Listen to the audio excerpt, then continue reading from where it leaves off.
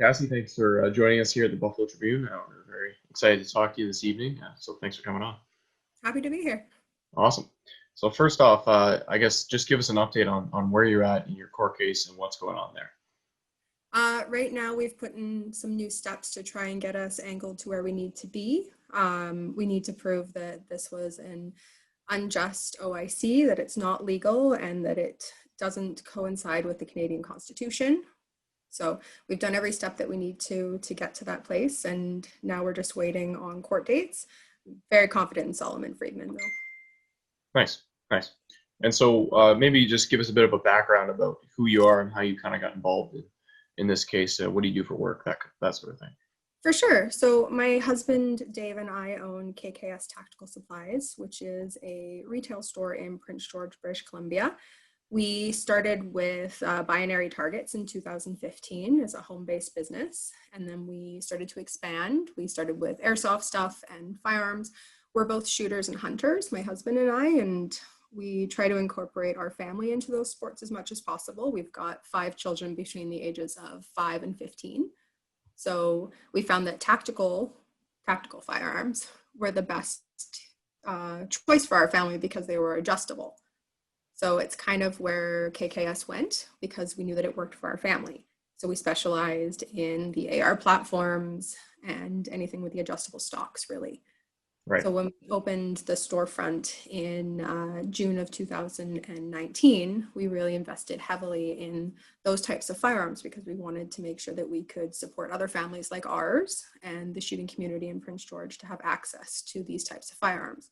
We also deal in hunting rifles, so your standard bolt action and other restricted firearms like pistols and things like that. Nice. Cool. Yeah. So, okay, so that's an interesting background there. So you mentioned your court case earlier. Are there any sort of big upcoming deadlines or things you're looking forward to that you're hoping will bring some success or some more news maybe? There's nothing I can really share on that just yet. We will make a statement as soon as we're able to, but Solomon and I both feel that it's not good practice to talk about legal actions as they're happening. Okay, right, So we will make a statement as soon as we're able to. right. And how, give us an idea of what you guys are feeling in your case. Like, how successful do you think you'll be against the government? I'm incredibly confident that we will be successful. I know that this was not the right way to go about making Canadians safer. So when you target a group of Canadians that are the most vetted in Canada who statistically don't commit these types of violence crimes, and you're focusing billions of dollars and attacking this community, this is not lawful. This can't go forward. I'm very confident in Solomon's arguments. I'm very confident that the Liberal government has made a mistake and that we'll be successful in having the OIC reversed. And then we can start focusing our attention on things that will actually make a difference for the safety of Canadians. Right. Okay. And this is, I'm assuming, happening on like a federal level, not just in BC.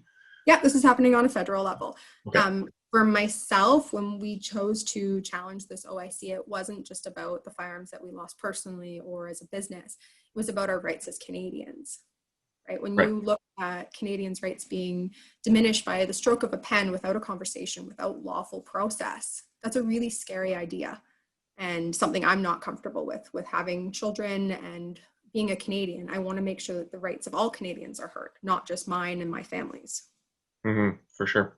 So you mentioned when you started this back in June of 2019, you were fairly heavily invested, and then obviously, I'm assuming a large amount of your inventory, or at least some of it, a substantial portion was outlawed basically with this OIC. So you're probably in a tough financial situation that way. How did you guys go about getting the funds to do this lawsuit? So the NFA, so the Canadian NFA, came forward and offered to help fund this lawsuit. I couldn't have been more grateful. I had contacted Sheldon Clare, who's the president of the NFA, the day of the OIC, going, what do we do? Right. I'm not okay doing nothing, but what can I do? I called all of my MPs. I did everything I could. And then I got a phone call a couple of days later from Sheldon and saying, we would like to support you in filing a lawsuit against the federal government to reverse this OIC, and we will fund it. Which was Right. huge. I wouldn't be able to be in this position without the NFA. Yep. Yep.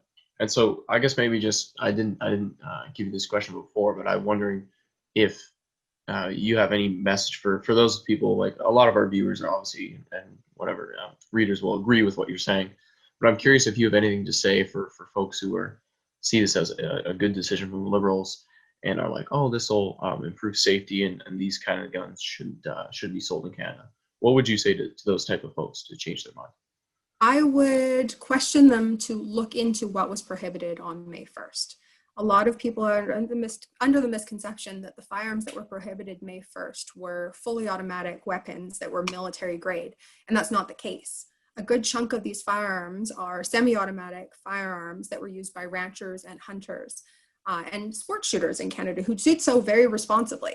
So these firearms aren't military grade. What they've done is they prohibited a class of firearms under a new term called military assault style weapon. And really what that means is they've prohibited anything that looks tactical or scary. And for that to be included, if they wanted to prohibit this class of firearms, they would have prohibited things like the Browning bar, right? They would have gone through all the semi-automatic firearms, not just the black ones. Mm-hmm. This is about perception. This is about swaying public perception.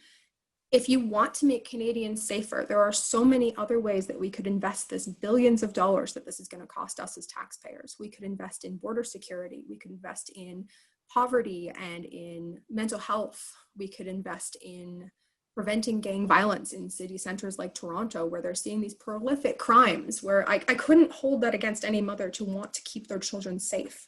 That is my goal too. It has always been my goal, is to the safety of other Canadians as well. But Mm-hmm. this, taking these firearms away from legal firearms owners and targeting a class of firearms that didn't exist prior to May 1st, isn't going to make that happen. Right, right. Okay, great. Well, I guess before you go, maybe just share with our viewers and our listeners how they can, get to know you and your case further. If they want to help raise awareness for you or even donate to your cause, what's the best way that people can support you in your efforts? If you'd like to make a contribution financially, I always suggest that you do go through the NFA website. You'll get a receipt, it's trackable. The last thing I want is to be collecting donations personally, because then there comes in, if it ever came into question, I want to make sure that these have all been tracked, that this is going directly to my attorney, Soloman, and the NFA is the best option for that. If you're not in a position where you want to contribute financially, I really urge you to contact your local MPs to let them know that this isn't okay. This isn't going to fix the problem, and urge them to come up with solutions that will cause change in Canada, that will make Canadians safer. Mm-hmm, for sure. And for updates, I mean, other than reading the Buffalo Tribune perhaps, but any sort of, do you have social media or maybe follow the We NFL? do. Yeah. So we do share our updates on our K.K.S Tactical Facebook page and on our Instagram. We also share our updates on the NFA website, and the NFA has shared a lot of our updates directly on their Facebook pages as well. Those are the best ways at the moment to get updates as they happen. Yep. Sweet. Awesome. Well, hey, thank you again for giving us some of your time tonight, for joining For us. sure. You too. Have a great day. Yeah, for sure. Thanks. Bye. See ya.